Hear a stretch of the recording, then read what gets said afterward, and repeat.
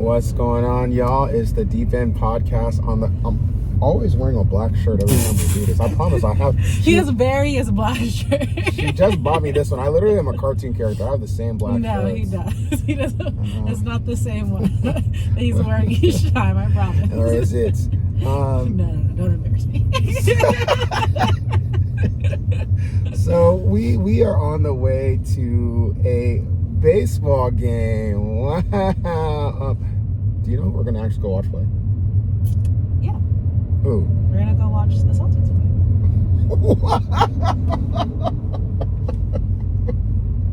What? I actually don't even know how I'm laughing. I barely know anything about baseball either, to be honest. We're gonna go watch the Lakers versus the Celtics play today at. I know Lakers is basketball. Don't blame me. I know Lakers. Honestly, I have no. We're gonna watch the Celtics baseball team. We have no idea what's gonna be happening. Maybe we'll see Neymar there. We don't know yet, actually. So, yeah, the one thing I have no idea. We have no idea. My brother has tickets, so we're gonna go. It's a fun thing to do on a Friday night. But before we get there, we actually want to go ahead and talk about something very near and dear to our heart: conflict. Yes. Okay, and how to handle conflict in a marriage with your spouse. How do you feel about conflict, specifically when it comes to us and our dynamic? Yeah, I think that initially it was hard for me to deal with conflict. I'm a very conflict avoidant person. I do not like conflict, but I think that because we learned how to fight, how to argue. Hey, that's the thing, though. That's the thing. Yeah, we've learned how to argue. Like, we've learned how to have disagreements. I've become more comfortable with it, and I don't think conflict is bad. I think conflict is very healthy because, especially if you take from the conflict and you learn from it and you know how to disagree, you're not yelling at each other, you're not calling each other out of your name, you're being able to communicate how you feel, and your partner's able to receive that, and you're able to have a healthy, productive conversation. Then that to me is great. Like, that's great conflict. Yeah. No, I agree 1,000%. I think that for me, I know growing up, conflict used to be a very scary thing. I think that whenever I encountered like conflict growing up, it was a lot of yelling, and as a kid, like, you're afraid, and so it naturally had me develop a fear for conflict.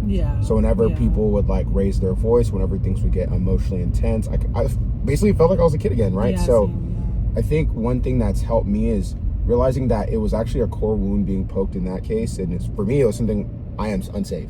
Right? That core wound, I am unsafe, and so me dealing with that like core wound of I am unsafe, recognizing that no, like, I'm an adult now, I actually am safe, reminding myself that I'm safe in life, I'm safe in Christ, has actually helped me to now, like, when conflict situations arise, I don't feel like that like panic feeling, you know what I mean? And for me personally, I feel like in our conflicts, like, remembering the past conflicts I've had and like have handled them successfully also helps me to then show up to those new conflicts even more calm and even more regulated, in those situations. So you can like remind yourself that I'm capable of handling conflict. Yes. And remind yourself you're safe. 100%. And I mean, I feel like a big reason why people like don't do conflict well is because they're not sure how they're going to respond. They're not sure how they're going to show up. They're not sure how the other person's going to show up. It's a little bit of an unknown. But really, when you boil conflict down to trying to keep yourself emotionally regulated, right? Because if your core wounds get triggered, which, by the way, we'd encourage you to learn what your core wounds are. If one of your 5 to 10 core wounds get triggered, it's going to amp up your emotions. And whenever our emotions are amped up, we're not going to make the best decisions. We're not going to say the best things. We're not going to do the best things. We're going to react instead of responding. But when you know how to keep yourself regulated, you can actually show up from a more rational, loving, selfless pace like Christ would want us to do, and then you can respond versus react.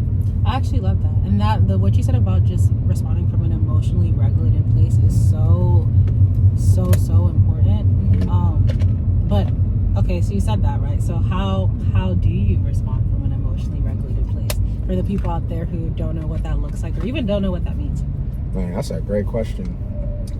How do you do that? No, I'm kidding. So one of the best ways to go ahead and respond from that regulated place, 2 things.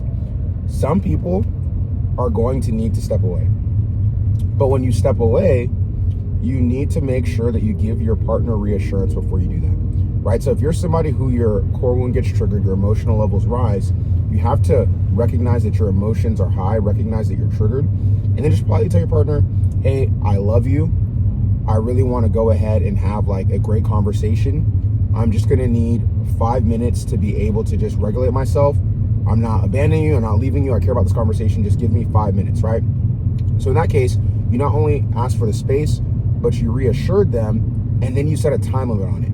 You can't just walk away and not actually say how much time you need, because that's triggering somebody's fear of abandonment or fear of rejection or feeling disrespected. So you have to reassure them, give them time, validate them, and let them know it's not because of them. Step away, and then once you step away, you always got to remember that the emotions you feel are always triggered by a thought or thoughts you're thinking. So if you feel your emotions rise, it's because there's a certain thought you're thinking, like, I am disrespected, I am not good enough, I am incompetent. Whatever that thought is that you're thinking is what's causing that emotion in you. So you need to think the opposite of that specific thought to push you in a regulated state, and then you can come back and have that conversation like with your spouse. So for instance, if you have an I'm just that was nasty. Okay.